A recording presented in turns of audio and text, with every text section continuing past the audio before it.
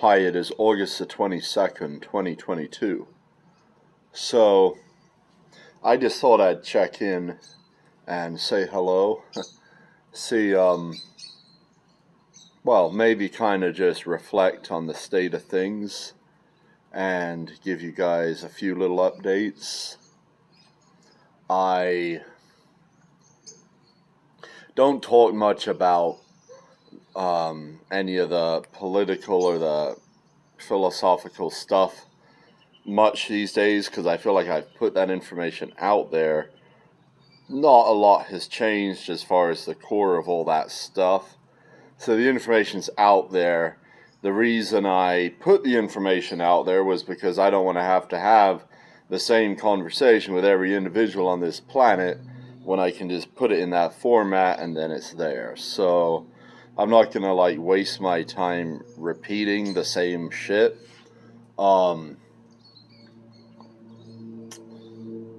Yeah.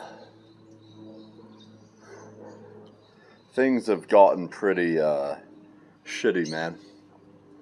And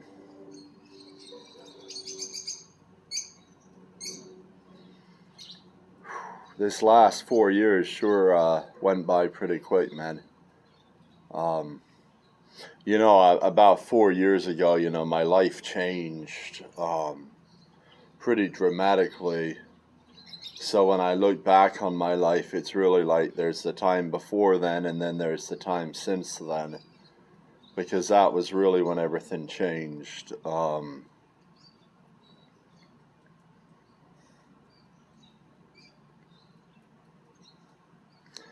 I came to understand that the world I'd been living in wasn't a real world. And when I say world, what I mean is the experience I was having was I was being subjected to the cruelty of a society that is cruel because it operates under a bad set of rules, and because people have to comply if they want to avoid pain. A lot of people don't even see what I saw when I was out there on the Las Vegas Strip around May of 2018. So this was really around when that whole thing began, the whole shift. And I just sat back and I just saw all these people chasing all this money and all this sex, and what they really wanted was love,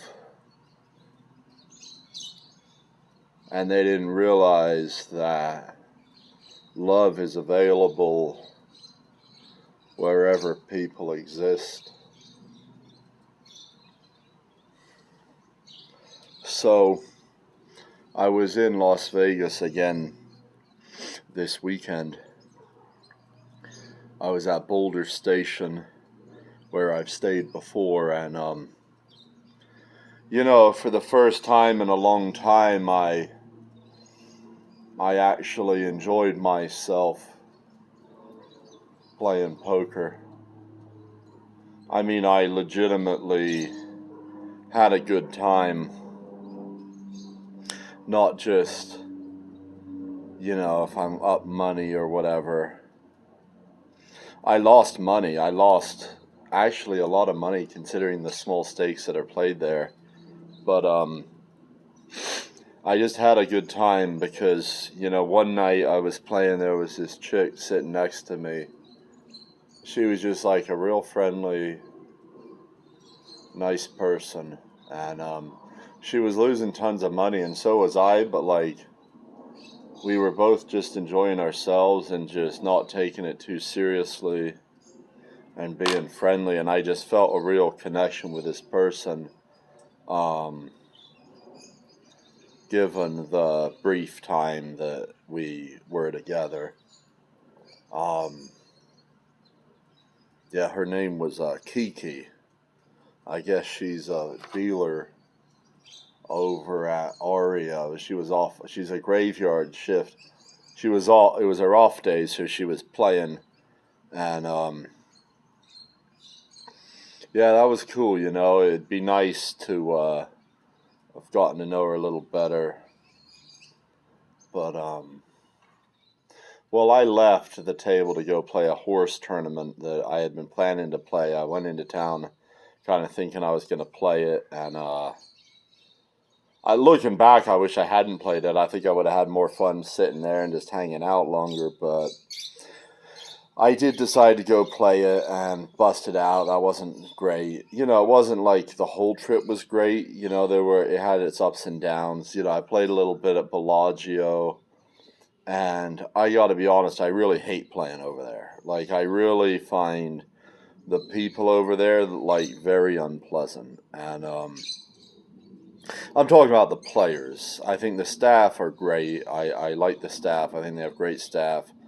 But I think a lot of the players are just very, very pretentious, very stuck up, very full of themselves. And while I will grant that, like, the players in the Bellagio poker room are probably the best players in the world, because, you know, I think I think Bellagio has the toughest games, because it's like Vegas has the toughest games, because that's where everyone goes when they want to, like, make it, they want to be a pro. It's like all the pros play each other, and whoever survives the game is a really, really tough player.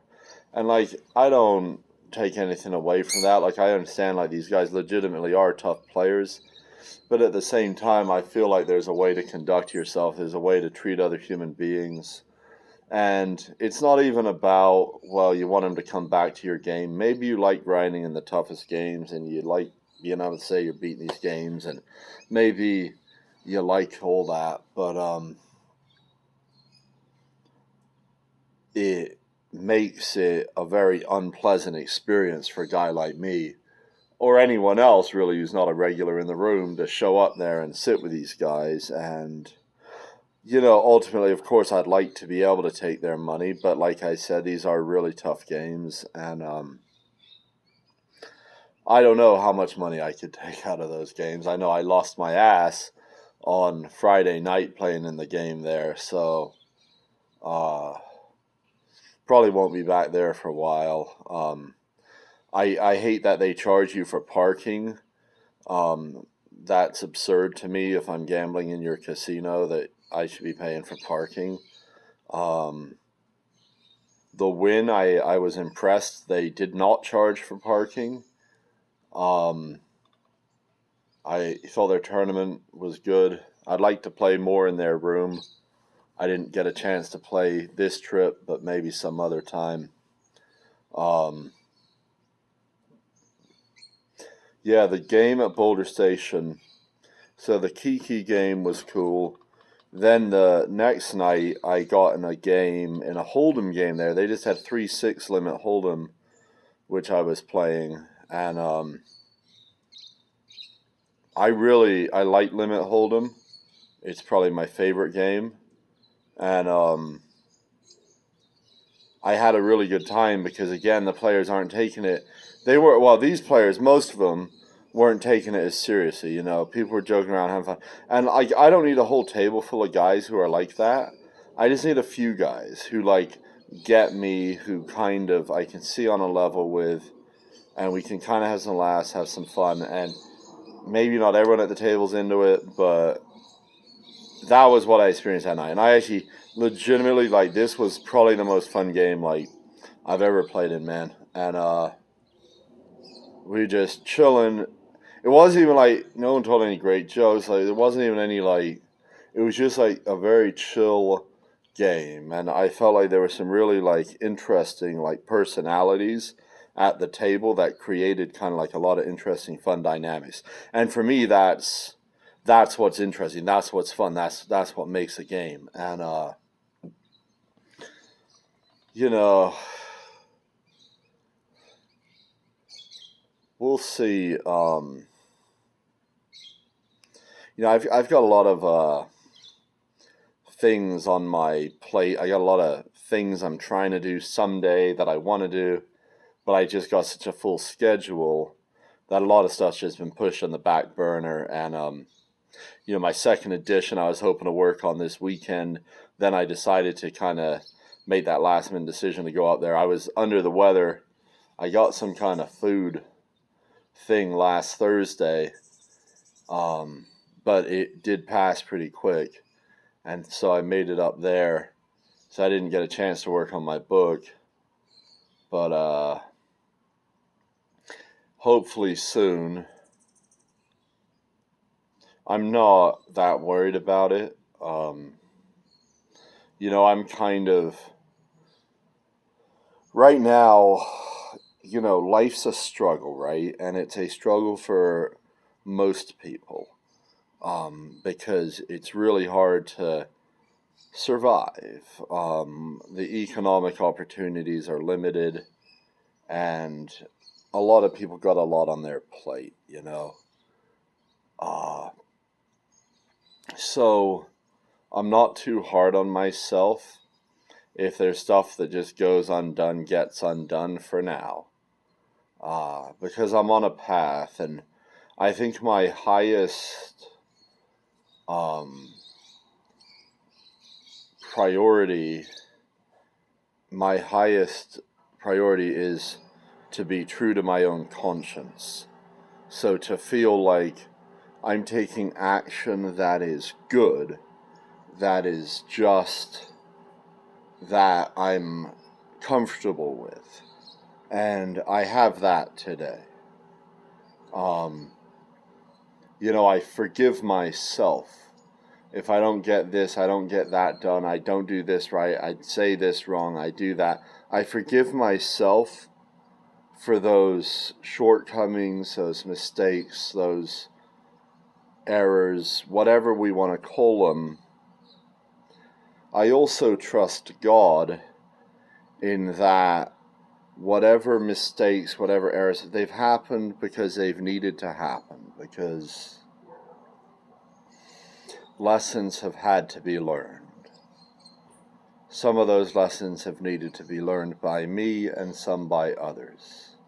Some of those lessons remain unlearned, and so certain suffering continues, my own included.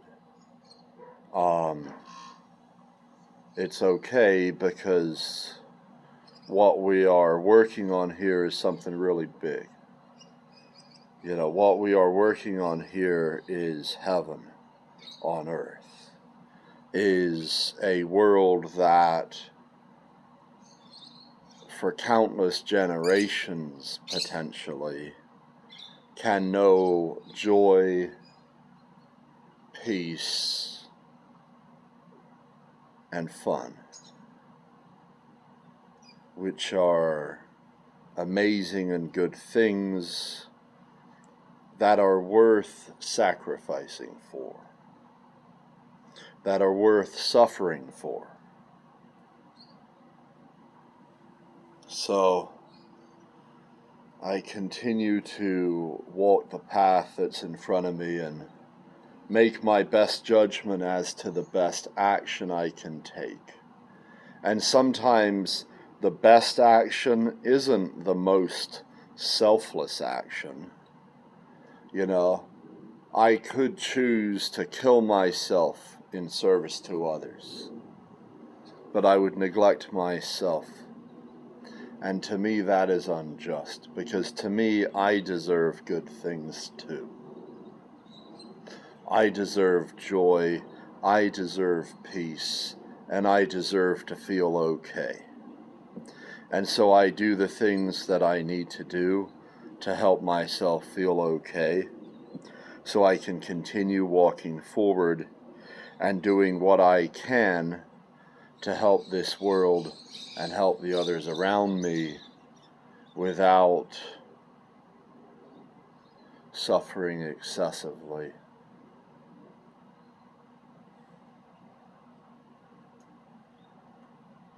It's about balance.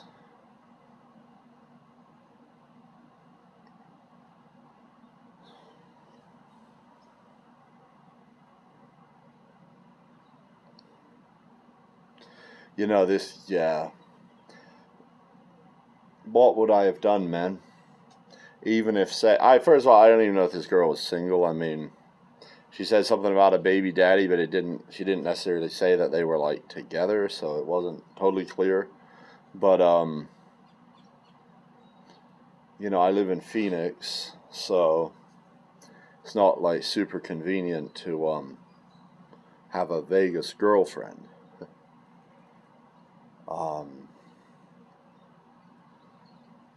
I have a real busy schedule, man. I need to make money to survive. And until that barrier has been overcome, it doesn't even make sense to me to focus on looking for a girlfriend, because I want to be able to provide for her and for myself to the degree that I can enjoy our relationship and we can live freely without being bound by the need to earn money to survive. I feel like that's a dream a lot of people have, but it's a dream that not a lot of people can achieve until we get economic freedom.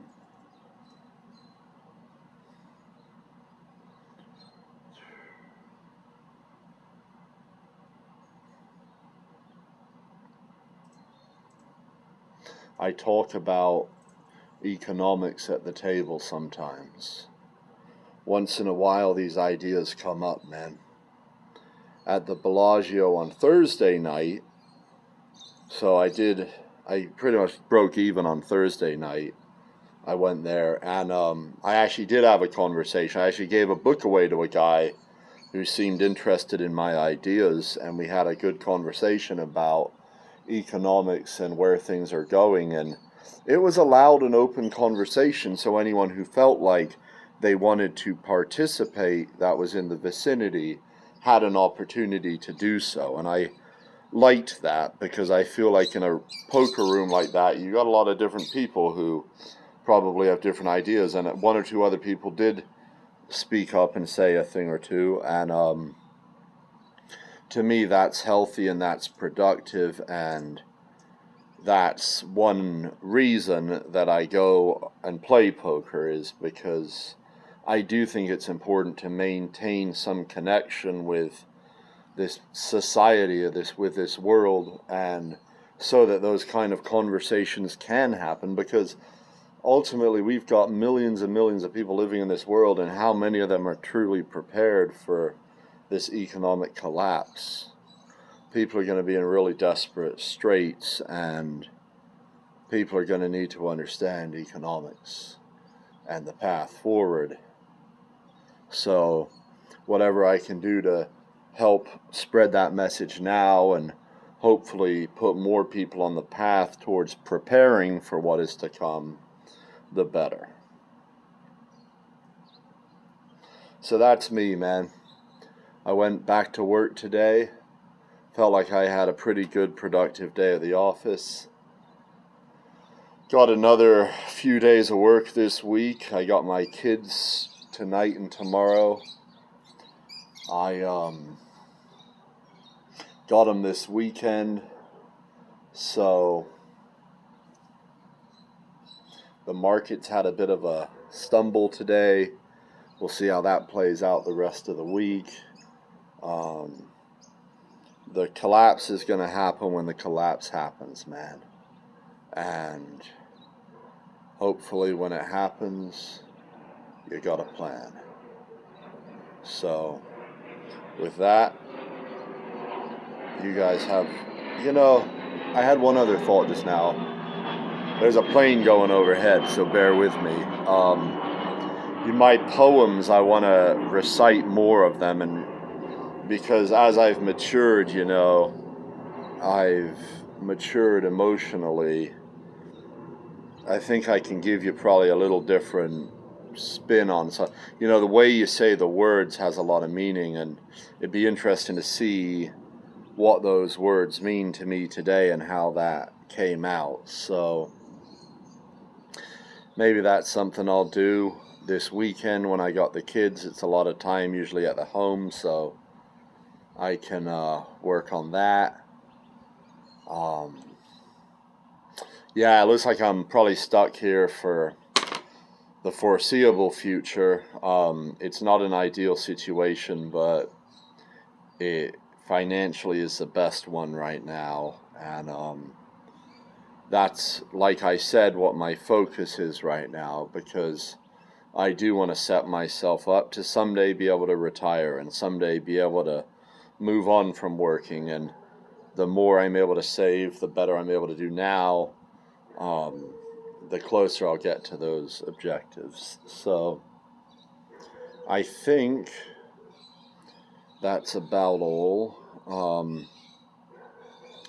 I saw someone yesterday I hadn't seen in a while. She's someone I referred to in a poem I wrote on my blog entitled The Predator. But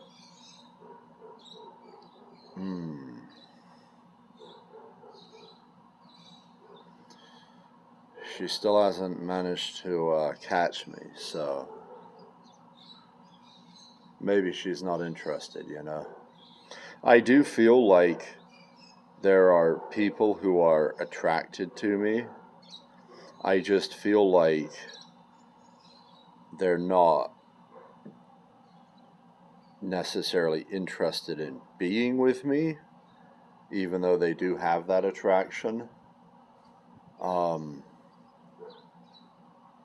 And a lot of people just aren't available. So it's a tricky thing, romance. On one hand, it's like everything, because that is joy. When we talk about joy, romantic love is fucking joy, man. And I might be able to put a tear in the eye of a gentleman I meet on the street. He might be able to put a tear in mine. And that might be a beautiful moment of human connection and something worth living for. But it ain't romantic love. It isn't the gift from whence heaven shall be born. So that is something that I long for, as I believe all humans do. However, I want a love that's gonna last. I want a body that's going to survive aging.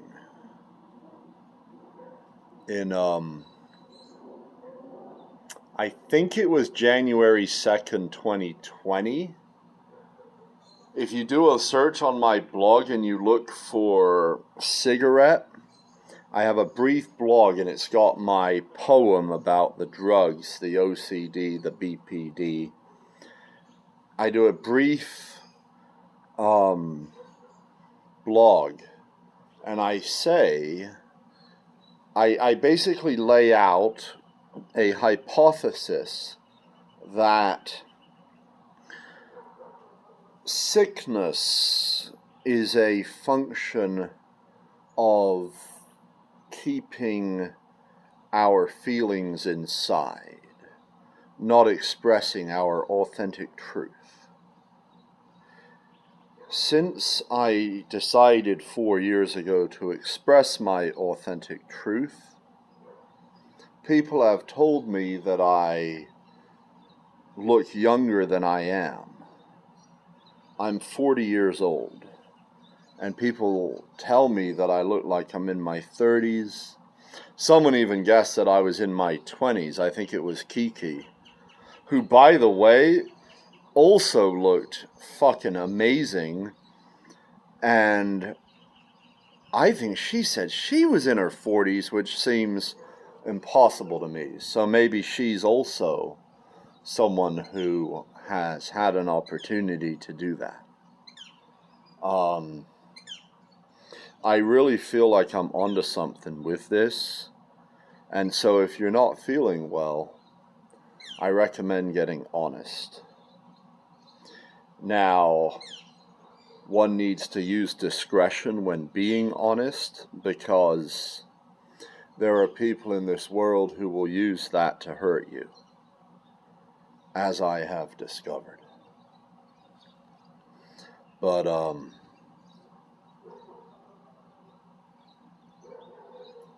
find someone you can tell, or tell the person you have to tell. Because,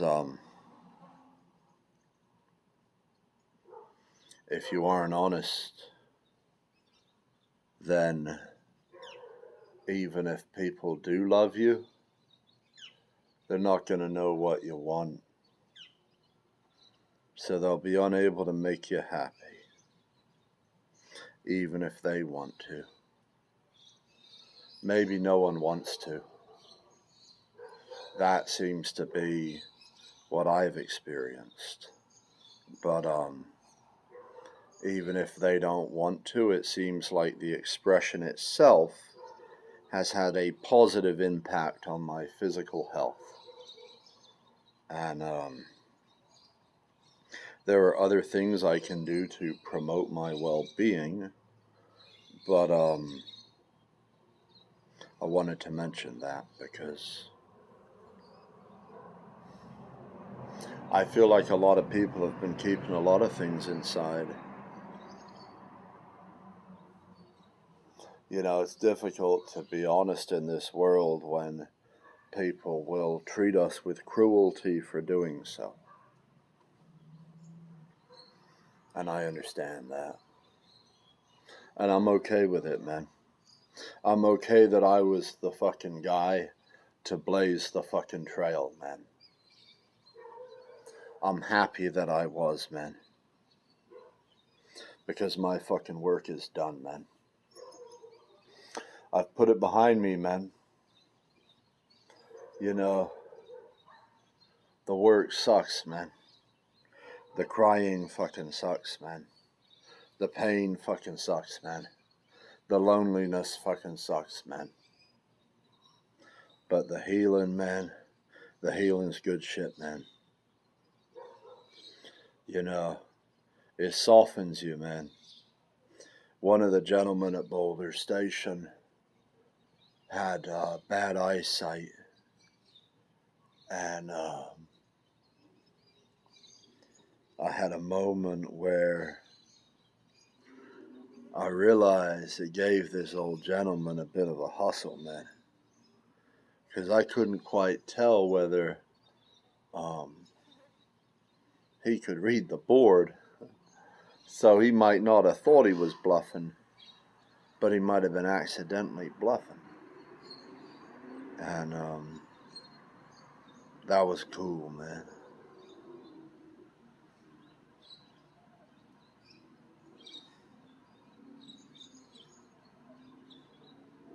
I felt bad. I took $3 from this guy when he called me with 10 high.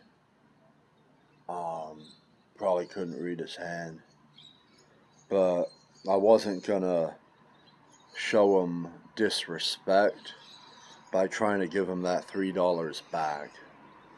Because if you're sitting at a poker table, I'm gonna give you enough respect to assume that you are aware of the rules of the game and that your action is taken not because you couldn't read the board, but because you thought I'm a bluffing asshole who needs to be called with 10 fucking high. And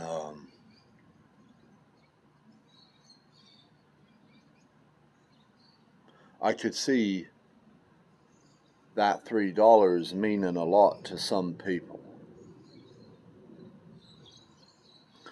But I can't see anyone to whom that $3 would mean more than kindness. Um, respect is kind. Um, it's kind not to assume that other people have either some kind of impairment, some stupidity, some blindness, some defect of character, some cruelty, some adverse motive in ignorance. So I give people the benefit of the doubt when I can. I did it with the woman I fell for.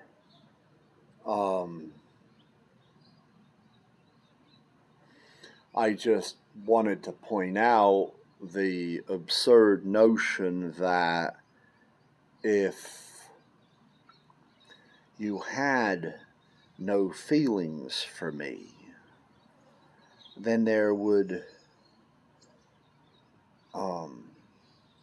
be no reason not to want to see me. So, I said the only other reason that you would have acted the way you acted would be if you wanted to hurt me. And that wouldn't make sense. I'm not going to assume that's who you are. I'm going to assume what happened is you fell for me.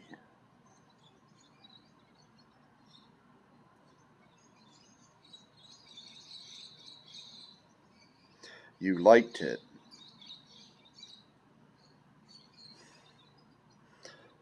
But too many reasons stopped you. It's truly crazy that I haven't yet found anyone else.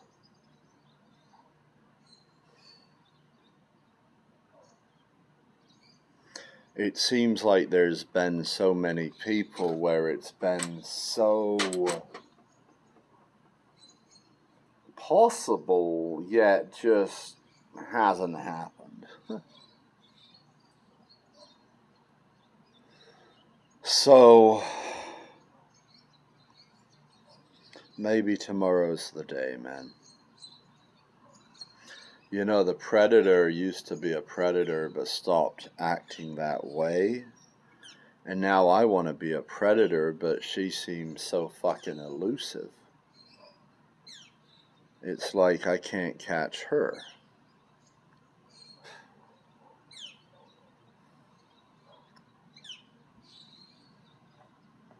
Yeah, man. There's always something, man. There's always something in the way, man.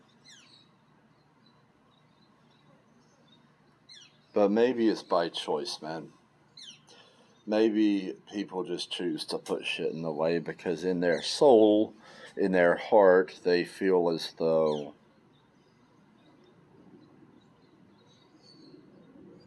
it can only be one. And it ain't her. Strange to me that we would have this attraction to the others. Why is that there?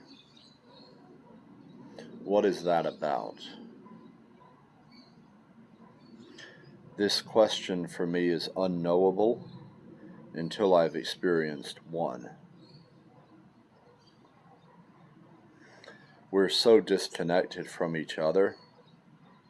We're so far apart from each other emotionally. And there's so little that I can express publicly about my personal feelings that is just unknowable until the one. So far, no one's decided that they want that one to be them. So,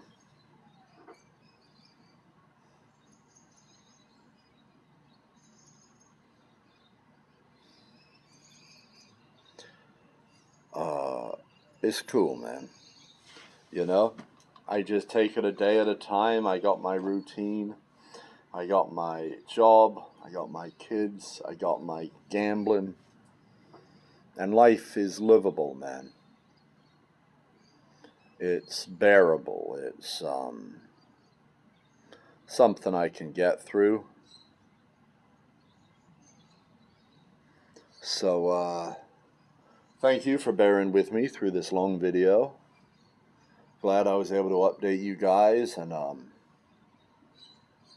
I'll tell you, those saguaros, man,